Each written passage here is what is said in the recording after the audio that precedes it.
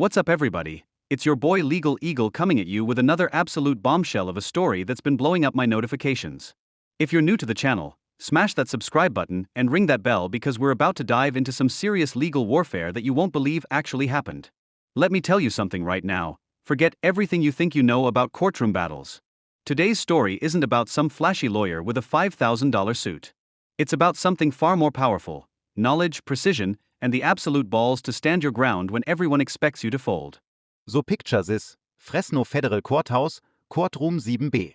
The air is stale, the mood is tense, and Elon fucking Musk walks in, alone. No army of lawyers, no PR team, just one man in a gray suit with an expression that gives away absolutely nothing. Judge Deirdre Cololton is sitting there, expecting to hand down a $3.20 million fine for a gag order violation, probably thinking this is just another day at the office. Little did she know, she was about to get the legal equivalent of a chess grandmaster surprise move. Heereswehr, it geht's wild. Instead of writing a check or pleading for mercy like most people would, Musk stands there with his hands folded, calm as a fucking monk, and asks to speak. The room goes dead silent. You could hear a pin drop. And then he drops the first bomb, Section 35B of the Protective Order, specifically subsection 35B.3, which carves out an exception for disclosures related to shareholder safety. The reporters in that room nearly broke their fingers trying to type that shit down. Let me be crystal clear about something. This wasn't some rich guy bullshitting his way through. Musk had done his homework, and I mean deep homework. He referenced a 2004 Ninth Circuit ruling, Stanfield v. U.S. Tech Holdings, that protected executive disclosures when they served the public interest. Judge Cololton, who's known for running her courtroom like a tight ship, actually paused. Let that sink in. A federal judge who's heard every excuse in the book was suddenly questioning her own position. But Musk wasn't done. He hit her with Statute 12.8.7F Provision 4, arguing the fine exceeded statutory limits for nonspecific disclosures addressing shareholder concerns. The legal nerds in the room were losing their minds at this point. Now listen, I've been covering court cases for years, and I've never seen anything like this. This wasn't some emotional plea or PR stunt.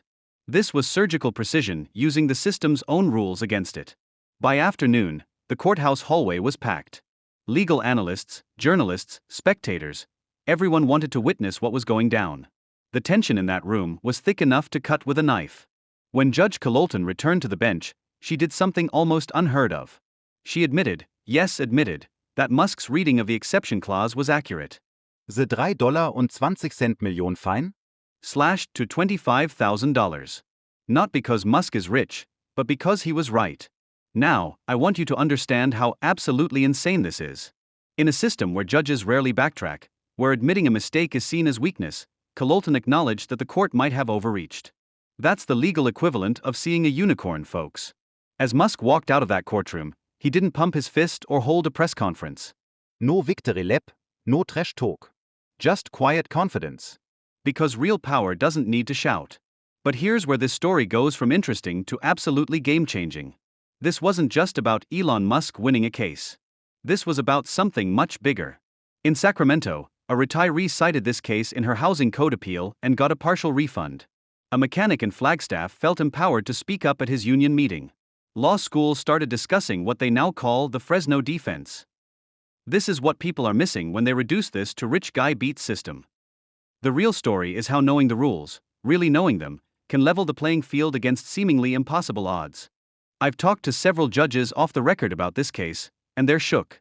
One told me, it's a reminder that we're not infallible. Another said it made him go back and review cases where he might have been too rigid. For Judge Cololton, this case was a humbling reminder that the judiciary isn't beyond questioning. In her chambers afterward, she reflected on how a non-lawyer had challenged her so effectively, forcing her to confront the court's limitations. Now, some critics are saying this sets a dangerous precedent, glamorizing courtroom defiance. But that misses the point entirely. This isn't about defiance, it's about accountability. It's about knowing that even the most powerful systems can be held to their own standards. A retired judge wrote an op-ed calling Musk's approach a demonstration of democracy in action.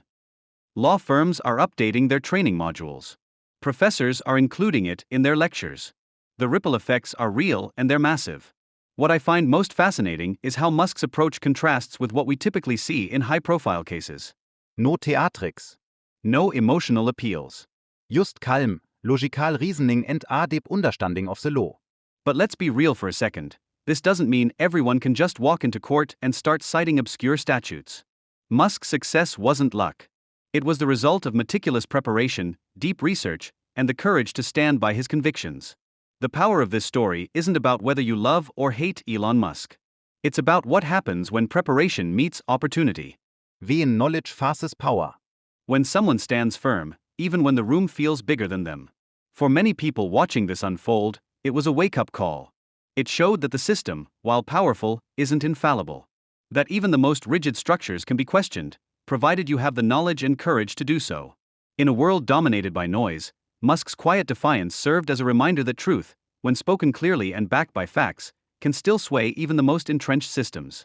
The case also sparked conversations about accountability, fairness, and the importance of standing up for what's right. For many, it was a reminder that power doesn't always come from wealth or status, but from clarity, conviction, and a deep understanding of the rules. As the dust settled, the case's true significance became clear. It wasn't just about a billionaire challenging a fine. It was about the power of precision and knowing your ground. It was about standing firm when everyone expects you to back down. Weeks later, judges were referencing it in passing. Law firms were studying it. Professors were teaching it. The story's true power lay not in its legal intricacies but in its message, that knowing the rules and standing firm can challenge even the most rigid systems. For Judge Colton, the case was a reminder of the judiciary's fallibility. She hadn't expected to be challenged so effectively, but the experience reinforced her commitment to fairness. In her chambers, she reflected on the case's broader implications, recognizing that accountability isn't a one-way street. The system, when confronted with reason, can still pause and correct itself. The public found inspiration in the case too. For many, it was a reminder that speaking up, even in the face of overwhelming odds, can make a difference. Musk's calm, logical approach showed that power doesn't always come from noise or spectacle, but from clarity and conviction. It was a lesson in standing firm even when the room feels bigger than you. In a world often dominated by noise, Musk's quiet defiance served as a reminder that truth, when spoken clearly, can still sway even the most rigid systems. As legal analysts dissected Musk's strategy, they noted how he used the system's own rules to challenge it. His approach stood in stark contrast to the theatrics often associated with high-profile cases. Critics argued the case set a dangerous precedent, glamorizing courtroom defiance. Others saw it as a reminder that the law, when wielded correctly, could hold even the most powerful accountable. The case's impact extended beyond legal circles. It sparked conversations about accountability, fairness, and the importance of standing up for what's right. For many, it was a reminder that power doesn't always come from wealth or status, but from clarity, conviction, and a deep understanding of the rules. Now, before I wrap this up, I want to make something crystal clear. I'm not saying everyone should go out and challenge judges. What I am saying is that knowing your rights, understanding the system, and having the courage to stand by your convictions can make all the difference. This case wasn't about beating the system, it was about holding it accountable to its own standards. It was about the power of precision in a world of noise. About standing firm when everyone expects you to fold. So whether you're facing a parking ticket or $1 million lawsuit, remember the lesson of Courtroom 7B. Knowledge is power, preparation is everything, and sometimes, just sometimes, the truth spoken clearly can change everything. If you found this video valuable, hit that like button and share it with someone who needs to hear this message. Drop your thoughts in the comments below. I want to know what you think about this case and its implications. And if you're new here, don't forget to subscribe for more deep dives into the cases that are shaping our legal landscape. This is Legal Eagle, signing off. Stay legal, my friends.